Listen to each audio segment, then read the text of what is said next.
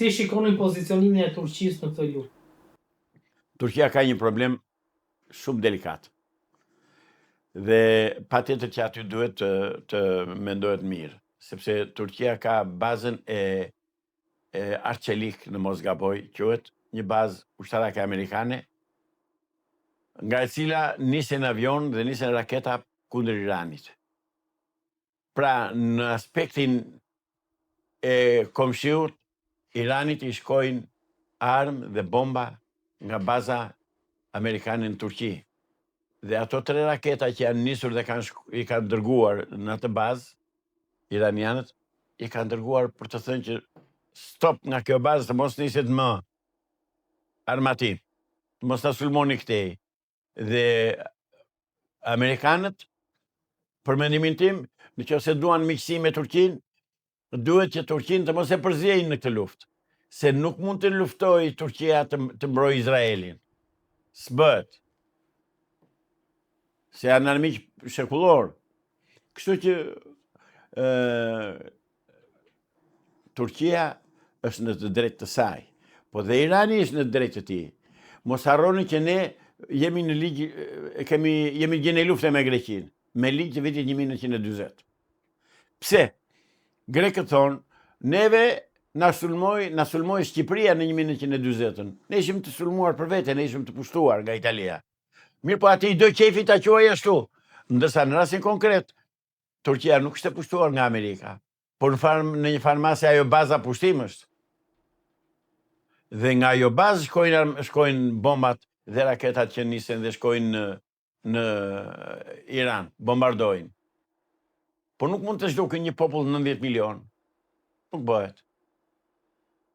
Dhe në këtë pikë, që të kthejmë tek marrëdhëniet Iran-Turqi, Turqia ka të drejtë dhe po dhe Irani ka të drejtë, kështu që fajtori në këtë mes janë amerikanët. Duhet që nga baza turke, që kanë baza amerikane që kanë në Turqi në Arçelik, Inçerlik si quhet ajo, se atje ka dhe armë atomike në atë bazë. Amerikanët kanë armë bërthamore atje. Duhet që pa diskutim të largohen, të përjashtojnë atë bazë nga lufta kundër Iranit. Shpresoj që shumë shpejt do ikin dhe vetë Amerikanët, do ta lënë atë luftë. Zoti Islami ka pasur një njoftim që Serbia ka marrë raketa supersonike nga Kina. Si shikoni këtë? Sa të jetë Amerika në këmbë dhe të marrë 100 raketa, 1000 raketa, 5000 raketa, s'ka që bën. Ti marrë ti fusë në mbrapa ai Vučići, se nuk e hynë në punë. Një predh artillerie nuk e do të më në Kosova i. Dhe një predh artillerie do mendohet mirë po ta qëlloj. Jo më të dërgoj raketa. S'kam frikë në ajo punë. Dhe të marrë, dhe të armatoset, s'ka problem. Jo më pak armatoset Kroacia, që e kanë kufi, e ka brënda. Dhe ai e di mirë këtë punë, që Alianca Kosovë, Shqipëri, Kroaci e mbyt. Tamam e mbyt. Ka po plas një luftë botërore secili për vete është ky, s'është na mbro Amerika. Po lufta botërore, po tjetë që neve në një luftë botërore Amerika do na braktis, atëherë thuaj është varrosur Shqipëria përfundimisht dhe vatë mbaroi. Se ne s'kemi miq të tjerë. Ne nuk kemi miq të tjerë. Pra, natyrisht që po sulmoi Serbia, do t'i marrë raketat, herën e parë i mori në Beograd ato raketat amerikane. Po tani do t'i marrë në gjitha qytetet serbe. Dhe duhet ta mendoj mirë atë punë. S'ka punë, se lufta botërore në Ballkan s'ka pse të vijë. Se s'ka arsye. Luftën e bëjnë të mëdhenjt. Po u bë luftë bërthamore, pastaj eku gjithë globi, hajt rrugë të mbarë. Po ka luftën mëdhenjt e bën, po në tek të mëdhenjt përgjithsisht nuk është zhvilluar luftë. Shtetet Bashkuara të Amerikës, deri tani s'ka zhvilluar asnjë luftë. Po vazhdoi që thellohet ky sherrri në Iran, me vendet arabe, me Turqinë, rreth e rrotull, do zgjerohet, do shkojë te lufta botërore, se s'bën, do shkojë te përplasja e dy superfuqive, do hyj Kina në luftë. Se ju nuk e llogaristi fare Kinën. Zotëri, Kina është superfuqi.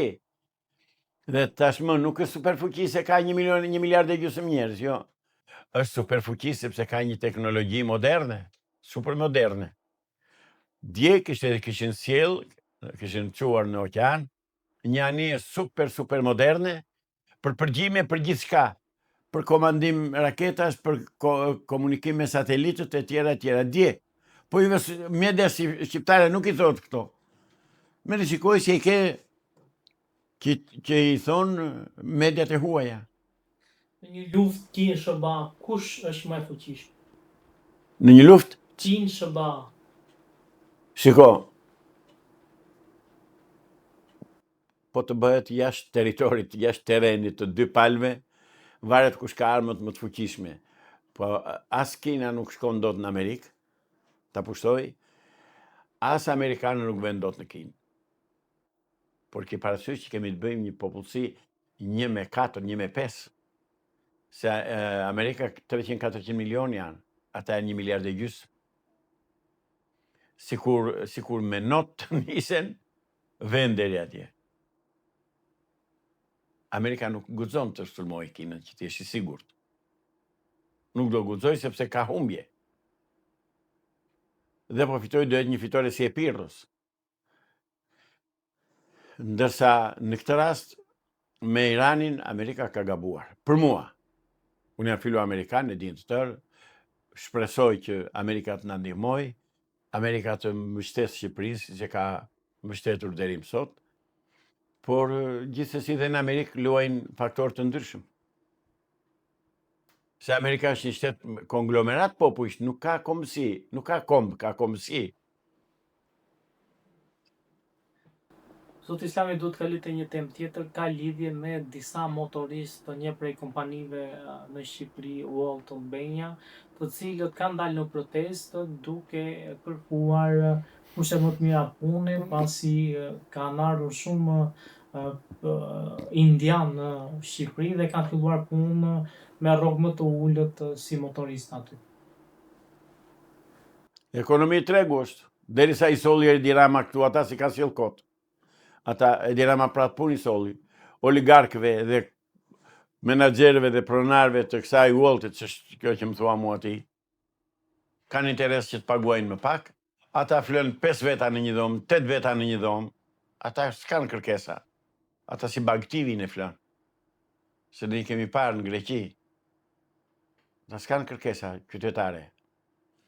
Kështu që këtu e zeza u bët shqiptarve, e keqja u bët shqiptarve, tradhtia u bët shqiptarve, dhe asnjë forcë politike nuk ngrihet kundër këtij krimi që po i bëhet punëtorit dhe qytetarit shqiptar. Ne jemi të tradhtuar në çdo kohë, në çdo drejtim, në të gjitha aspektet e jetës, jemi të tradhtuar, jemi të shitur. Ne nuk ekzistojmë, ne armë s'kemi, ne armatim s'kemi, ne ushtri s'kemi, ne s'kemi asgjë. Pra është bërë me kohë plani që Shqipëria të boshatiset. Dhe kanë bërë komunistët shqiptarë në pushtet nga 91-shit deri më sot. Se deri në 90-ën Shqipëria që e armatosur sa s'kish kur shkonte më, miza nuk hynte. Nga 90-a këtej, komunistët shqiptarë degeneruan, tradhtuan ideale dhe ato ideologjinë e tyre dhe u mbështetën vetëm tek domethënë dhe punuan për të mbajtur, për të vjedhur pronat e shqiptare, për të grabitur pronat dhe për të pasuruar. Për kaq punojnë. Nuk do t'i gëzojnë. T'jenë të sigurt. Nuk do t'i gëzojnë që kanë vjedhur. Do t'u merren 1 për 1. Por ka shumë ankesa nga qytetarët lidhur me shërbimet që kanë Vodafone, Juani, apo dhe bankat.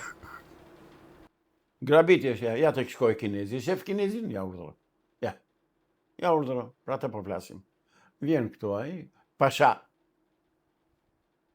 Superfuqi është, ata kanë dërguar mira kinez këtu agent të tyre për të përgatitur, për të parë terrenin, për të njohur gjithçka.